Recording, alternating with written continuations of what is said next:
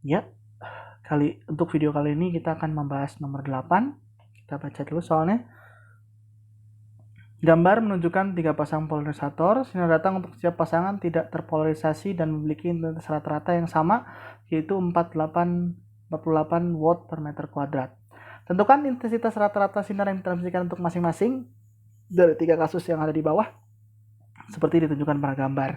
Oke, sebelum saya jawab masing-masing, saya beri penjelasan umum terkait dengan polarisasi ya. Jadi di sini kita lihat ada tiga polarisator, di mana harusnya dua ya. Ada 2 polarisator di sini. Yang pertama di sini dia punya sudut, yang kedua juga punya sudut. Ya, saya nggak gambar dulu sudutnya, tapi di sini saat ada saya masuk, ini saya ambil disebut I0, di tengah-tengah sini I1, di tengah sini I2. Ya, saya kasih nama seperti itu. Dari hukum Malus atau hukum tentang polarisasi, diketahui bahwa ada 2 ya. Ada yang berkurang setengahnya, ada yang memakai kosinus antara beda sudut antara polarisator. Yang perlu diperhatikan adalah perlu dibaca soal baik-baik. Jika cahaya yang masuk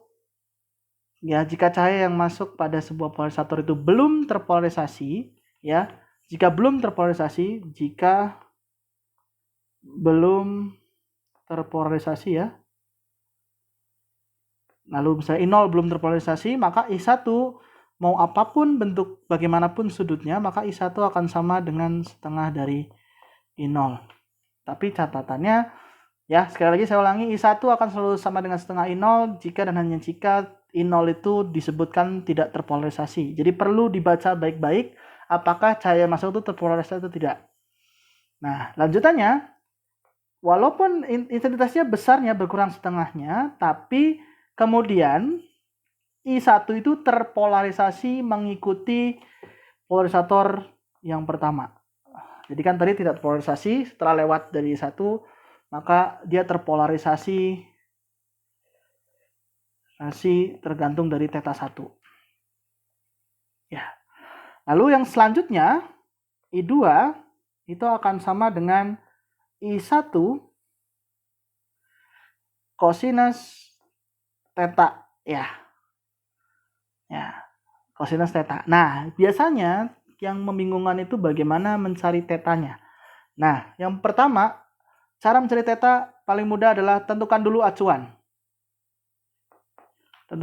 Acuannya bebas, bisa sudut tertentu, bisa sumbu tertentu, bisa sumbu vertikal, bisa sumbu horizontal, itu serah. Tapi lebih enak kita tentukan sumbu vertikal saja. Ya, jadi kita tinjau acuannya adalah sumbu vertikal. Ya, kita tinjau acuannya sumbu vertikal.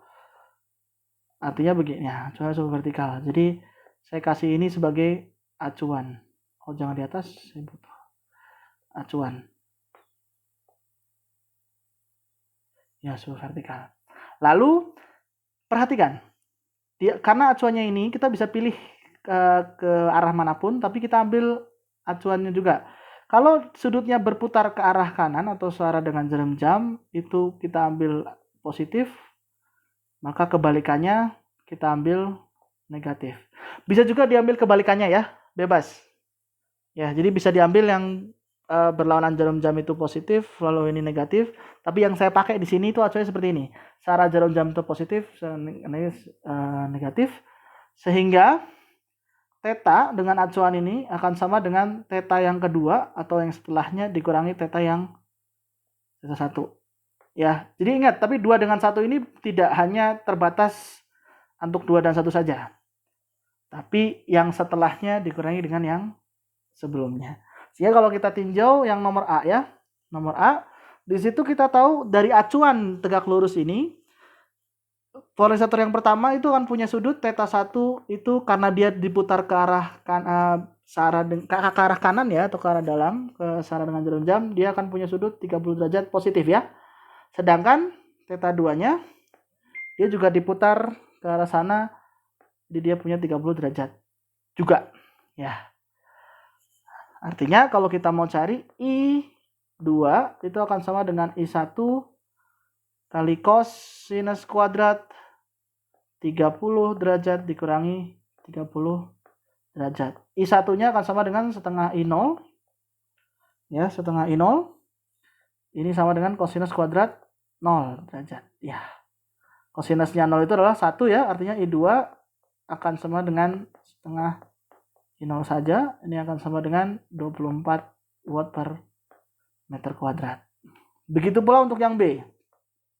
Yang B, theta satunya, kita lihat yang B, polarisator pertama itu diputar berlawanan dengan arah jarum jam sebesar 30.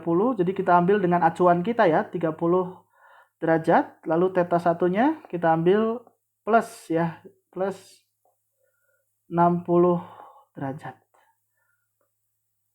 Ya, sehingga tetanya ini theta 2 maksudnya ya. Theta satunya 30 derajat, theta 2-nya plus 60 derajat. Jadi theta 2 dikurangi theta 1 itu sama dengan plus 60 derajat dikurangi minus 30 derajat.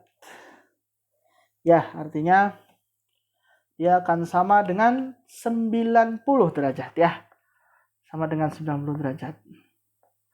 Sehingga I2 akan sama dengan I1 kali cos 90 derajat kuadrat ya. Nah, karena kosinus 90 derajat itu sama dengan 0, maka I2-nya akan sama dengan 0.